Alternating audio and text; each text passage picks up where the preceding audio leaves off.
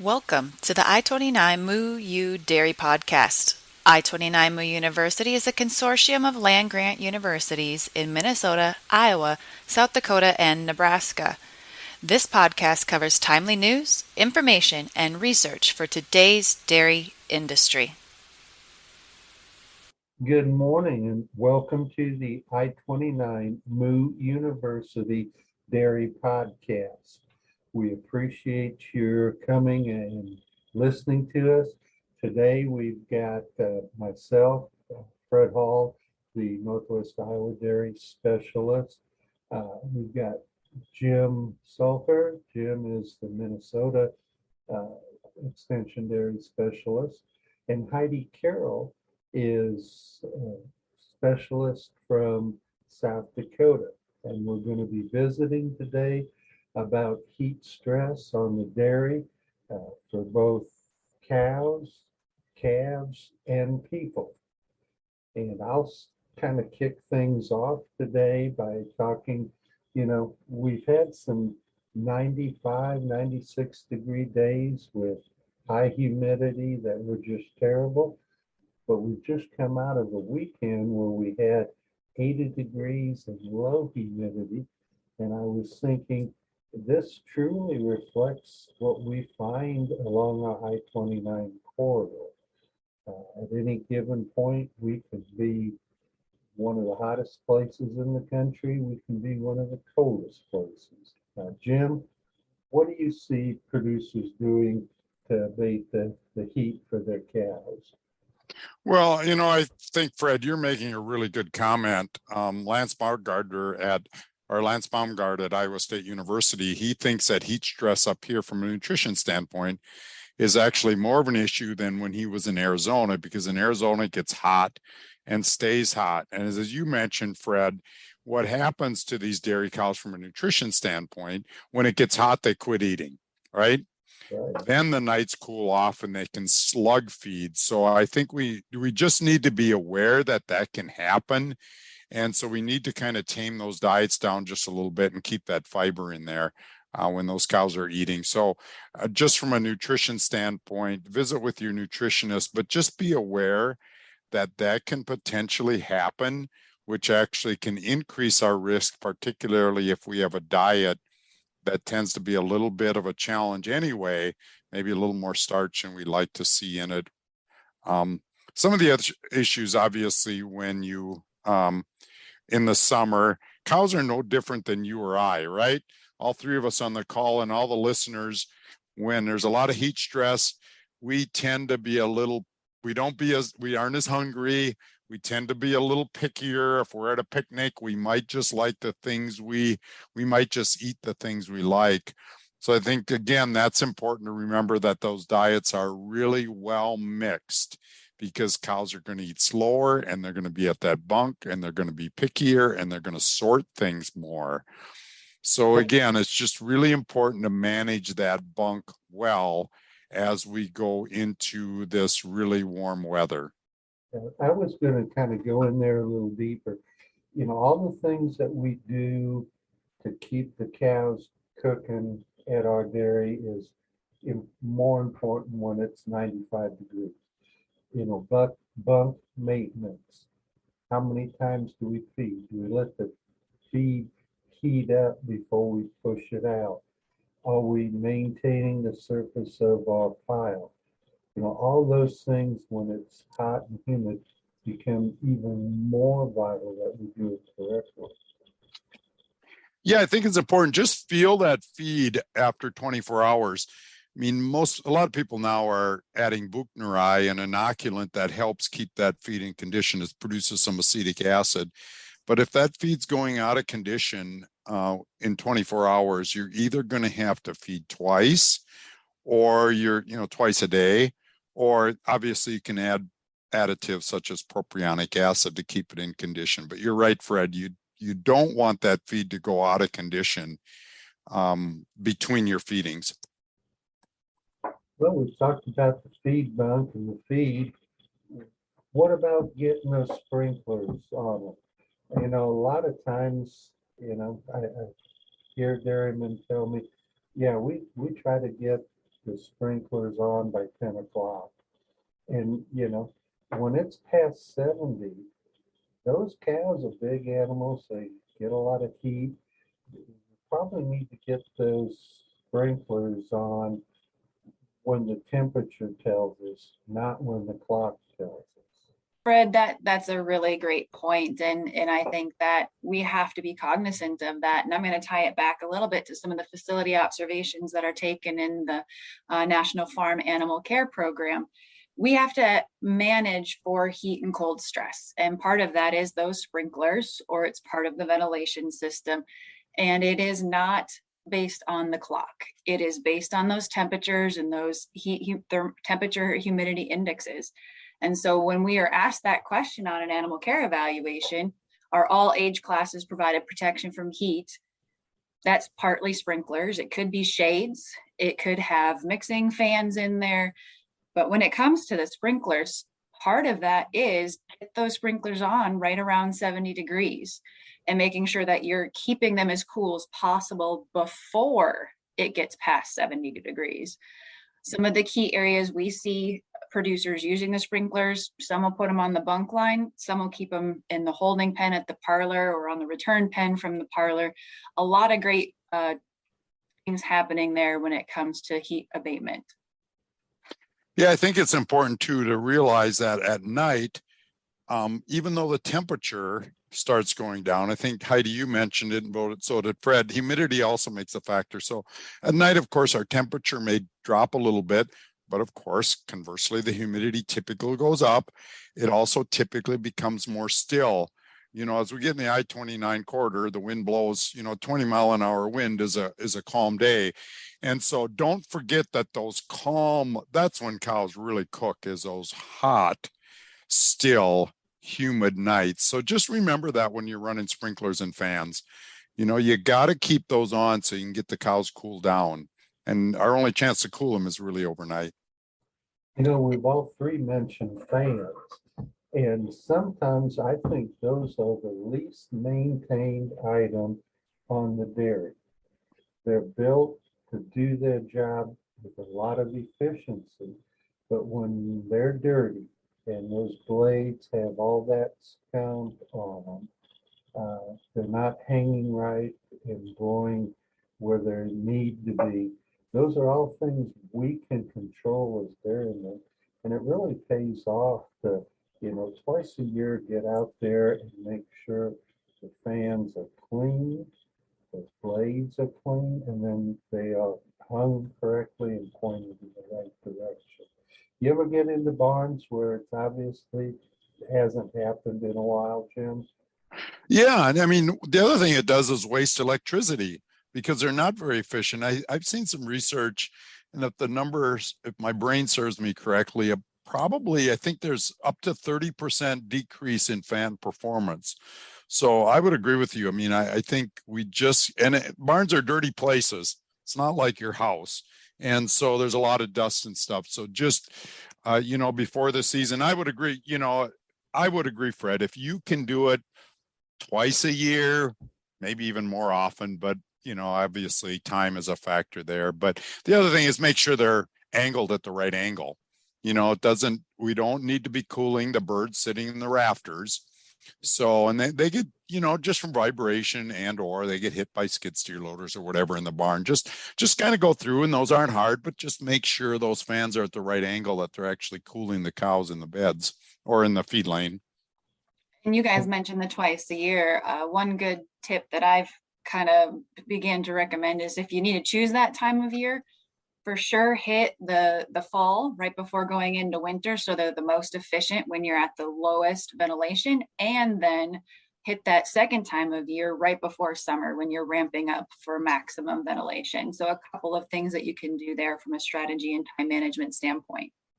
Another thing that's important on the survey, Heidi, and you'll probably talk about this, is making sure that our water sources are operating correctly, have adequate flow, and where the cows can get at them, because it requires water to cool cows down.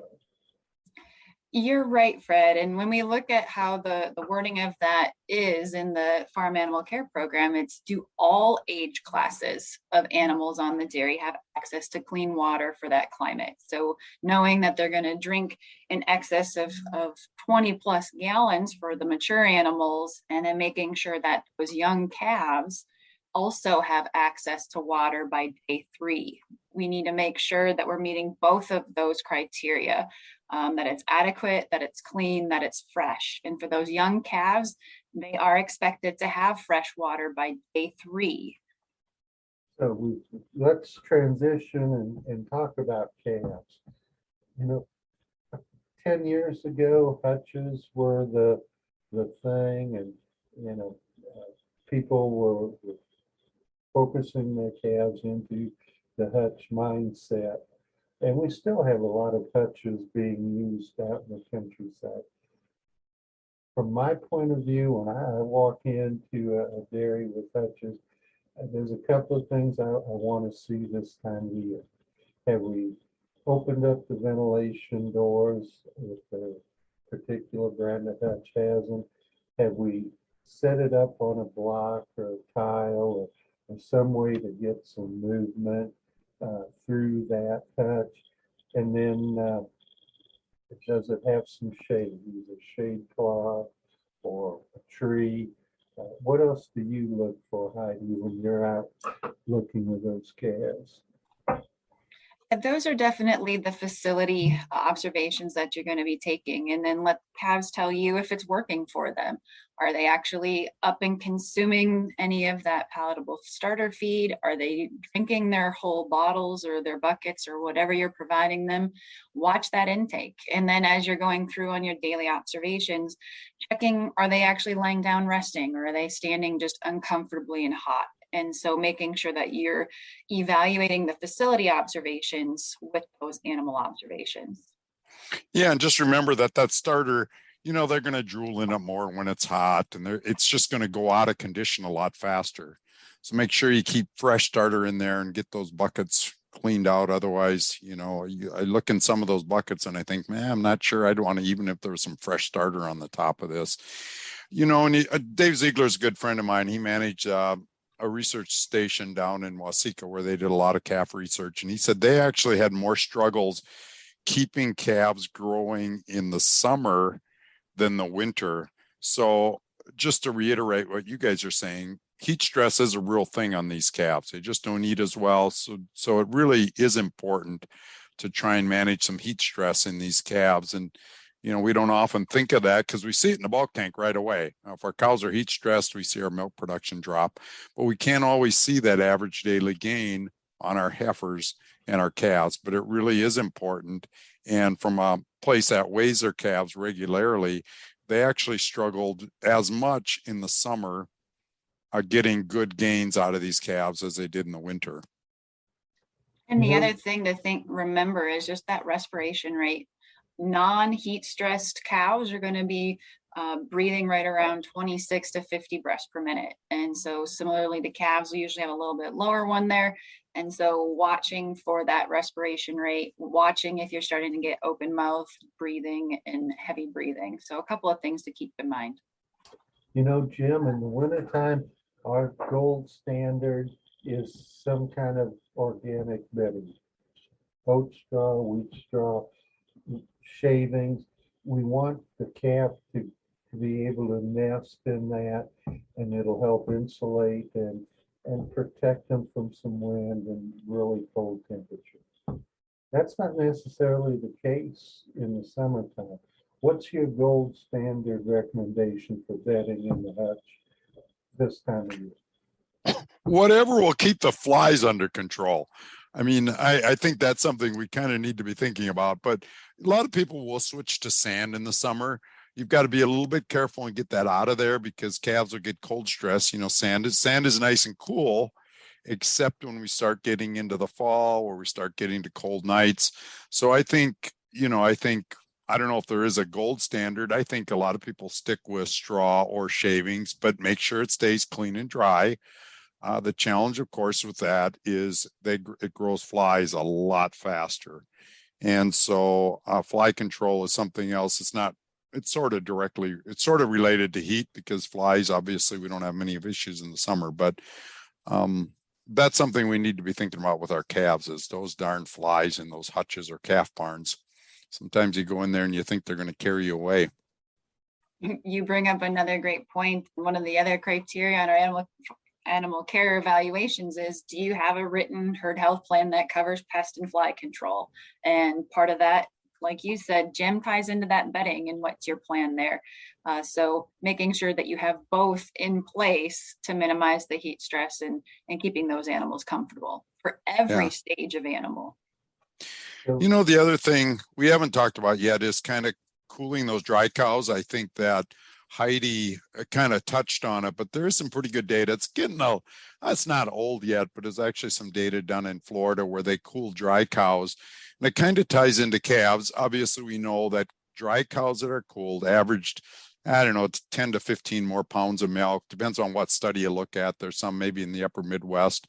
But if you cool your dry cows, they milk more after they calve. That obviously makes sense. But Jeff Dahl did some nice research and followed calves. So they cooled dry cows. They had a group of dry cows they cooled and a group they did not cool. After they calved, they did a lot of measurements on those calves. And the calves that were from cooled cows, they absorbed immunoglobulins better, so they had better immunity. They grew faster. And I think the interesting thing is, once they calved, they were treated exactly the same after they were born. After those cows calved, the cows that were, their dams were cooled, actually milked about 8 to 10 pounds more. They only tracked them through about the first 210 days of their first lactation. So I think there's lots of reasons to also make sure our dry cows are cool, because that's, it's something we don't see. We can't measure it in a bulk tank, but I think it's sure worth considering is keeping those dry and close-up cows cooled. You say it isn't new research, but you still get questions when people hear that. And I think it's important that be part of the message that we include as we discuss heat stress across the dairy. We talk milking cows, talk calves, talk dry cows. What we haven't addressed yet is the humans who are around our dairy. I was out the other day and saw a young person taking care of calves, and in white, had a big white, I call it a sombrero type hat, was doing everything he could while he was spending 3 hours out in the sun feeding calves to be protected from the sun. What else do you see out there, Jim? Well, I think the same things Heidi talked about from an animal care standpoint. Make sure you drink plenty of water. Your employees have access to water. As you mentioned, make sure you wear some kind of cap or something from keeping yourself shaded. Try to get in the shade. And then, if you're an owner or if you're a worker, don't kill yourself on these hot, humid days. Recognize that things are probably going to take a little bit longer, but probably the biggest thing you can do is just stay really well hydrated. Cows don't sweat quite as much as we do, but on those real humid days, we can sweat, and of course the water doesn't evaporate. So just recognize when you are getting overheated or getting to that point, and then get in someplace cool and get cooled off. We always hear about people that will have heat strokes and or just be stressed from heat. And so just, as Fred mentioned, just please take care of yourself, because that really is important. Taking a break, getting someplace in the shade or in the office air conditioning, so important. Let your body have time to get its core temperature down to close to normal. Don't try to tough it out, because I can tell you from personal experience that heat stroke will knock you down and you're out of the ball game at that point. Absolutely right. And I think we need to watch for the signs of both heat exhaustion, hopefully before we hit that heat stroke. So if you hear anybody on the dairy starting to talk about being dizzy, even though they're thirsty, they're just not feeling like they're quenching their thirst, or they start to actually feel nauseous or just generally weak when they could have made it through the whole day, you're likely starting to experience heat exhaustion. Keep sipping the cool water. Hopefully, you've got some loose clothing. Obviously, that's the time to go take the break when you're starting to have the symptoms of heat exhaustion. But like you mentioned, Fred, the heat stroke is different. At that point, you're probably hitting confusion, dizziness, and potentially are going to pass out and become unconscious. So we really need to take care of all of our employees when we're working around large animals or big groups of calves and things, because that's the time to call 911 or potentially take them in and get some extra fluids into their body and make sure they're getting taken care of. We've covered the cow side, calf side, and people. What are some final messages that we need to share before we sign off today's podcast, Jim? Well, I think the biggest thing is watch your cows for heat stress. Heidi had mentioned it earlier. They're normally 30 to 50% respiration rates. Just walk through your barn. If they're over 100, go to different areas of your barn. Some cows in some pens might be a lot different than others. But I think it's mostly just being aware. And then I think, Fred, you did a really nice job of talking about it early on. One of the things we need to do is make sure we don't try to be chintzy on water if you're using water and electricity to keep these cows cool, because I think a lot of times we need to be running water and fans probably all night long to get those cows cooled down, because we've got to get, no different than Heidi mentioned with humans, we've got to get that core temperature down. So if they're warm and they're big beasts and they're eating a lot, if we want them to continue to stay productive, we need to be cooling them and running fans on them a lot cooler temperature than we are. I mean, if I go out in the evening and it's kind of cool, we can still have heat stress in our cows. So that's one thing I guess I'd like to emphasize is just they're going to stay a lot warmer than we are at a lot cooler temperatures than we are. So just kind of think about that as you're doing it. And then don't forget about these dry cows. I would just wrap up on some of those facility observations, knowing that you're maintaining your water, both clean, fresh for every age class of animal, calves by day 3 or earlier, and then double checking to make sure you do have a written heat stress management plan in place and that every employee knows what their role is to mitigate heat stress across all the age classes of animals. And then just focusing on your teammates.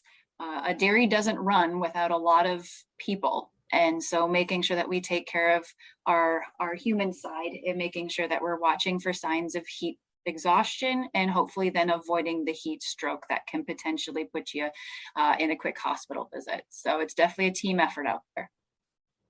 And I'll conclude by mentioning the second part of what we've been talking about. It's heat stress. And as our livestock is accumulating that stress, it is part of our job to pay attention and see where else is it magnifying. Are we seeing some respiratory issues? Are we seeing cell counts or mastitis? Are we seeing some lameness cropping up? Because stress is a compounded interest thing.